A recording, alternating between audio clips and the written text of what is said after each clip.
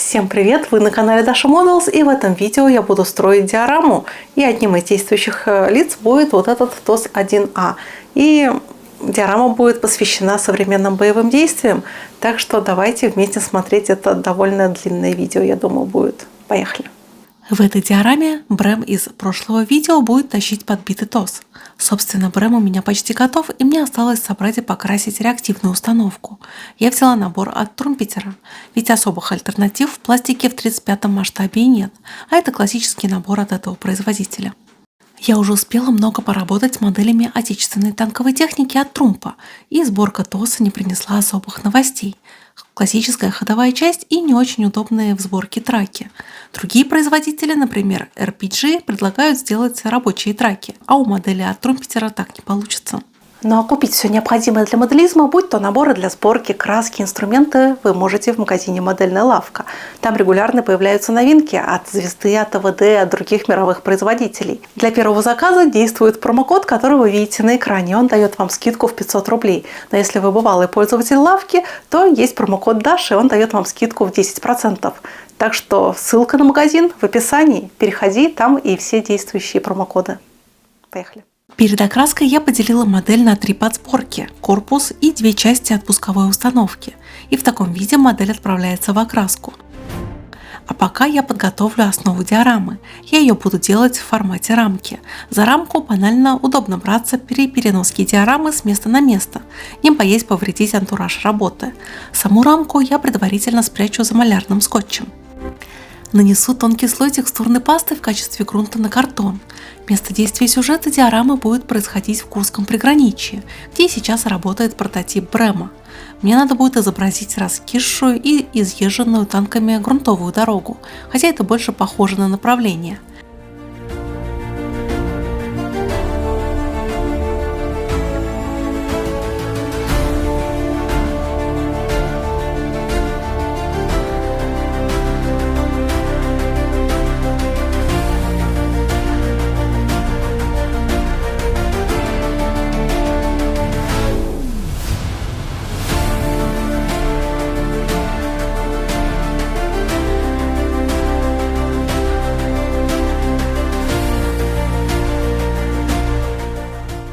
А при помощи пенопласта я подниму рельеф над основанием. Только не вздумайте клеить пенопласт на суперклей. Лучше применить клей ПВА, хоть он и дольше сохнет. Суперклей просто разъест пенопласт, а клей ПВА намертво его приклеит, хоть это и займет примерно часов 10. Ну а больше моих фото и видео вне моделизма вы можете найти на моей страничке на Boosty. Там вы также сможете поддержать мою деятельность и попасть в титры к видео. Ссылочка на Boosty есть в описании к видео, так что тоже рекомендую подписаться еще и на мой Telegram. Там оперативно выходит информация о моих новых видео на канале Dasha Models и Dasha Technic. Ссылочка на Telegram есть тоже в описании.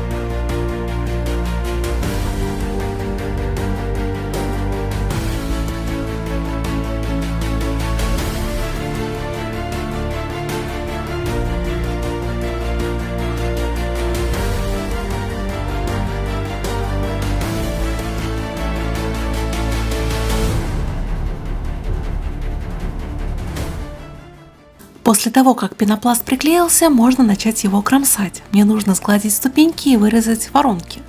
Потом уже новым слоем текстурной пасты я сформирую окончательный рельеф диорамы. И мне с этой пастой работать намного комфортнее, чем, например, с гипсом. Конечно, она дороже, но и затвердевает она дольше, а следовательно, у меня есть время распределить и сформировать ее необходимый рельеф.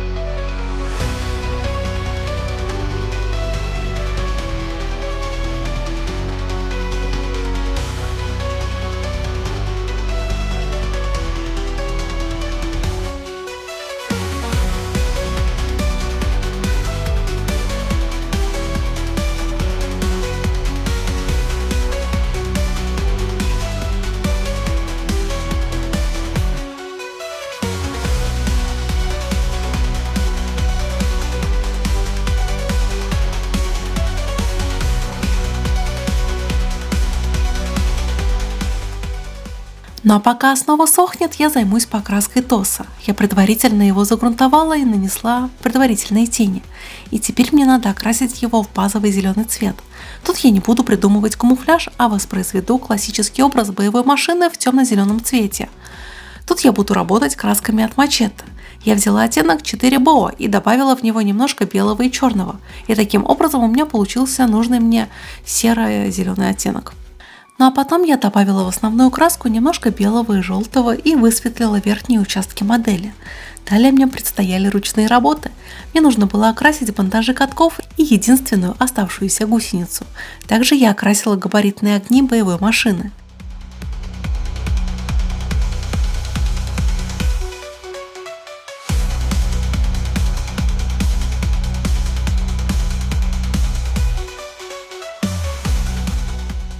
Масляными красками я дополню цветовое разнообразие, то есть я масляными точками усложню цвет на плоских элементах тоса, а сухой кистью и белой масляной краской я усложню рельеф боевой машины.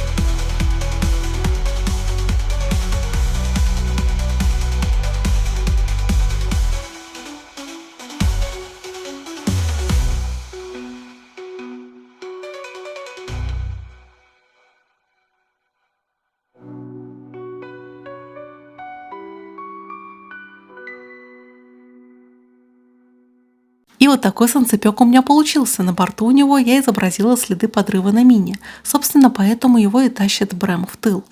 Я раскурочила бортовой экран паяльником и также повредила пластик катков. Хотя этот видеокадр у меня не сохранился. И мне кажется, что это больше похоже на попадание FPV-дрона. Но задача была сложная. А если вбить в интернет подбитый ТОС, то будет большое количество фотографий полностью раскуроченных машин. Видимо, так детонирует боезапас в пусковой установке после попадания. Но мне не хотелось воспроизводить такую машину.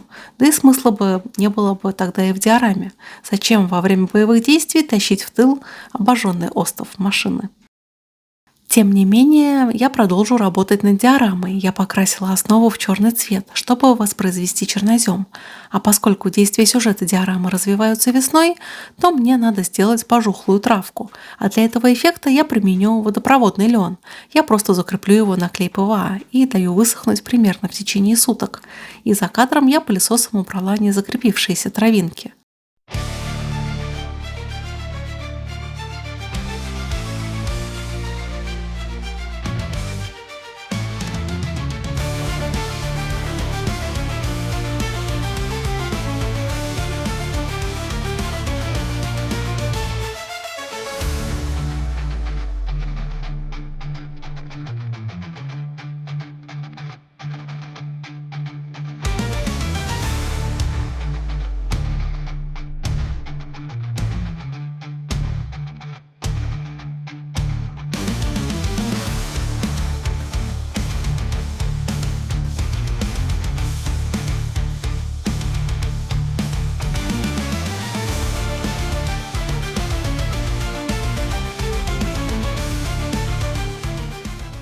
И также на диораме я расположу закопченные стволы небольших деревьев.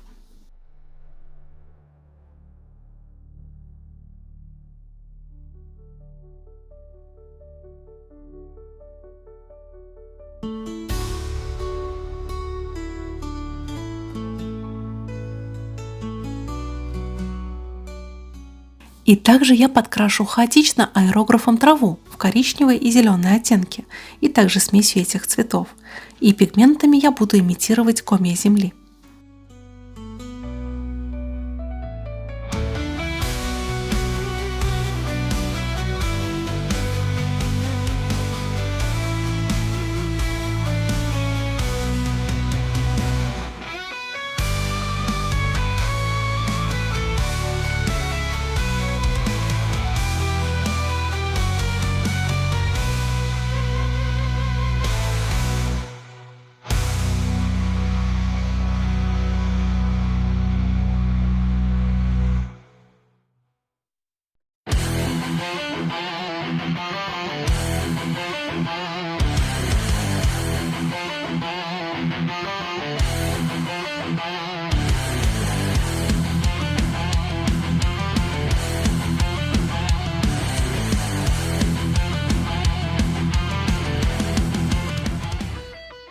И теперь я буду делать распутицу.